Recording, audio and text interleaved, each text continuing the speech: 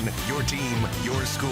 From WFSB3, this is the Eyewitness Sports Friday Night Frenzy. From our broadcast house in Rocky Hill, welcome to Friday Night Frenzy right here on Channel 3. We're glad you're with us tonight on this, the second from last week of the high school sports season. Hello, everybody. I'm Joe Zoe. And I'm Unqua Sonia. You know, the postseason is here, Joe. Yep. There were some state tournament playing games tonight, but let's get you started with some conference finals. We'll head to Norwich for a little baseball. The ECC Division I final between Woodstock Academy and East Lyme. The Vikings up 4-0, top of the second inning. The bases were loaded, but they wouldn't stay that way. Nick Canby races home from third on the wild pitch. East Lyme put up 4 runs in the frame. They lead at 6-0. In the bottom half, a man on from Max Karate. He clobbers it to right field for the double. Both runners would eventually score on ribby groundouts at 6-2 East Lyme after 2. 6-3 game in the 6-2 runners on. Karate clutch again, wrapping the single to left. Check out the turn from Matt Hernandez.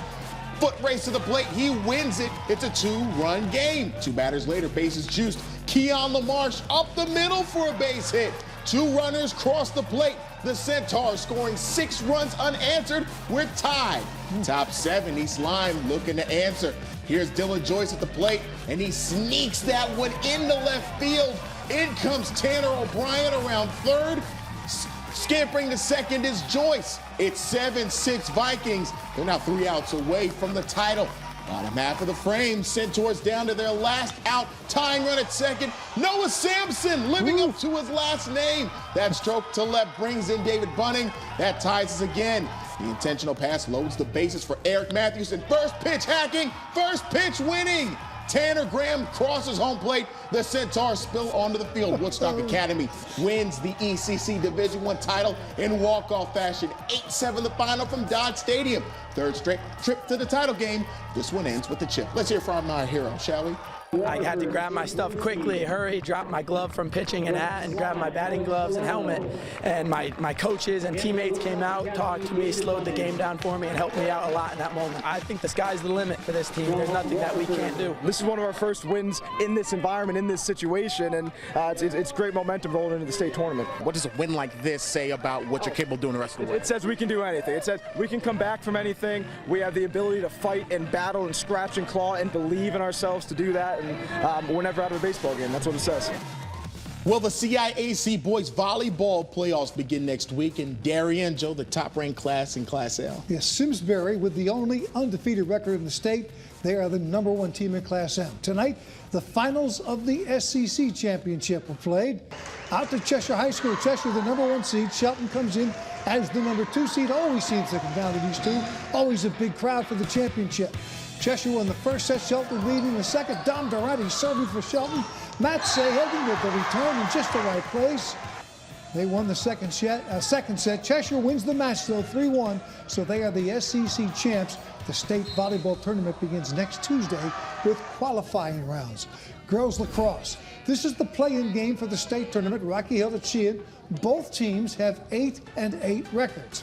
And it didn't take Sheehan long to get things going. 1 minute into the game, Samantha Brown sets it up right in front. She makes it count. 1-0 Sheehan. How about this play by Rocky Hill's Zazie Blacklear? Takes the length of the field, shoots and scores. It's 1-1. But after that, it is all Sheehan. Here's the answer. Sheehan's Bella Raffone, a longer on the field, passes in front. And there is Sheehan's second goal. They lead 2-1. And then it's Raffone again. This time, all by herself.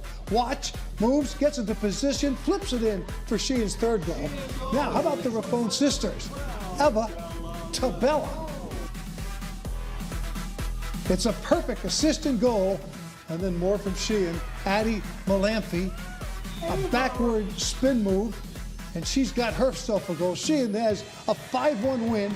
They go on to win it, a 5-1 lead. They go on to win it 14-9. Tolland won a Class M playing game this afternoon as well. Let's head to West Hartford Hall, hosting South Windsor in Class L boys lacrosse.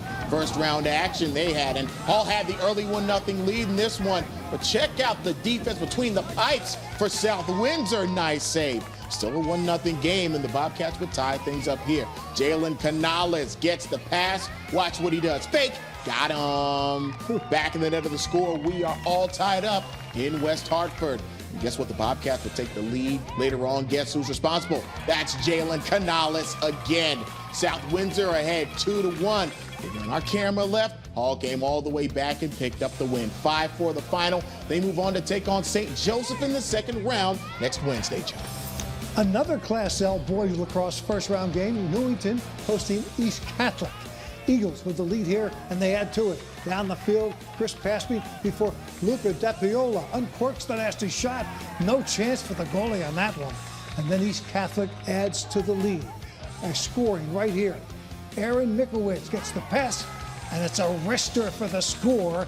East Catholic looking good on the road. Newington trying to move closer. Jackson Hay has the pass.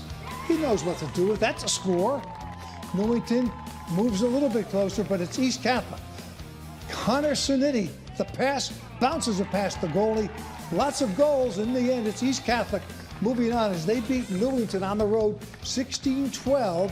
They'll move on to take on top seed to Cheshire in the second round next Wednesday. Let's go to West Haven. The Blue Devils hosting Maloney in a Class Double L boys lacrosse first round game. Spartans would get on the board first here. No shot for the goalie off that nasty shot. Spartans with a 1-0 lead, but it was all Westy after that. And they moved it right in front of the cage before they beat the goalie with this shot here. That knots us up at 1.